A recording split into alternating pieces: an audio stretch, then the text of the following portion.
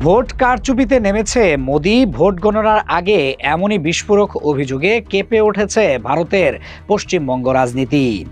EVM কারচুপির আশঙ্কায় গভীর রাতে স্ট্রং রুমের সামনে নিজে দাঁড়িয়ে নজরদারিতে নামলেন মুখ্যমন্ত্রী মমতা বন্দ্যোপাধ্যায়।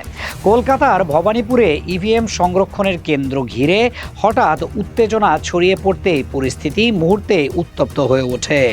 অভিযোগ উঠেছে ভোটের ফল ঘোষণার আগেই সেখানে কারচুপির চেষ্টা চলছে, আর সেই খবর পেয়ে ঘটনাস্থলে ছুটে যান মমতা।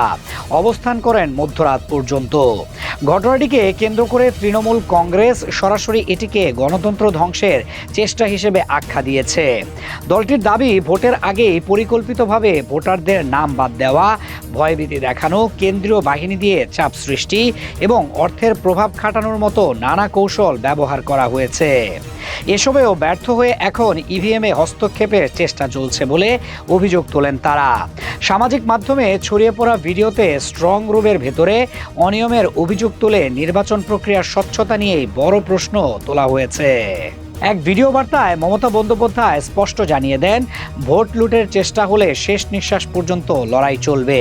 তার এই বার্তা মুহূর্তেই সমর্থকদের মধ্যে নতুন করে উত্তেজনা ছড়ায়। রাজনৈতিক পর্যবেক্ষকদের মতে এই বক্তব্য শুধু একটি অভিযোগ নয়, বরং সম্ভাব্য সংঘাতের ইঙ্গিতও বহন করছে। ভোট গণনার আগেই এমন অবস্থান পশ্চিমবঙ্গের নির্বাচনী ইতিহাসে বিরল বলেই মনে করছেন অনেকে। অন্যদিকে অভিযোগ পুরোপুরি উড়িয়ে দিয়েছে ভারতীয় জনতা পার্টি। দলের নেতা শুভেন্দু অধিকারী দাবি করেছেন, পুরো প্রক্রিয়া কঠোর নজরদারির মধ্যে রয়েছে এবং তৃণমূলের পক্ষ থেকেই অযৌক্তিক অভিযোগ তুলে বিভ্রান্তি তৈরি করা হচ্ছে। তিনি বলেন, কোনো প্রার্থী যাতে অবৈধ সুবিধা নিতে না পারে সেজন্য নিরাপত্তা ব্যবস্থা আরও জোরদার করা হয়েছে। দুই পক্ষের এই পাল্টাপাল্টি অভিযোগে পরিস্থিতি আরও ঘোলাটে হয়ে উঠছে। এদিকে ভবানীপুর সহ কলকাতার বিভিন্ন এলাকায় নিরাপত্তা জোরদার করা হয়েছে। স্ট্রং রুমের বাইরে মোতায়েন করা হয়েছে বিপুল সংখ্যক পুলিশ ও নিরাপত্তা বাহিনী। ভোট গণনার দিন যত ঘনিয়ে আসছে, উত্তেজনা ততই বাড়ছে। রাজনৈতিক মহল থেকে সাধারণ মানুষ সবাই এখন তাকিয়ে আছে পরবর্তী মুহূর্তের দিকে।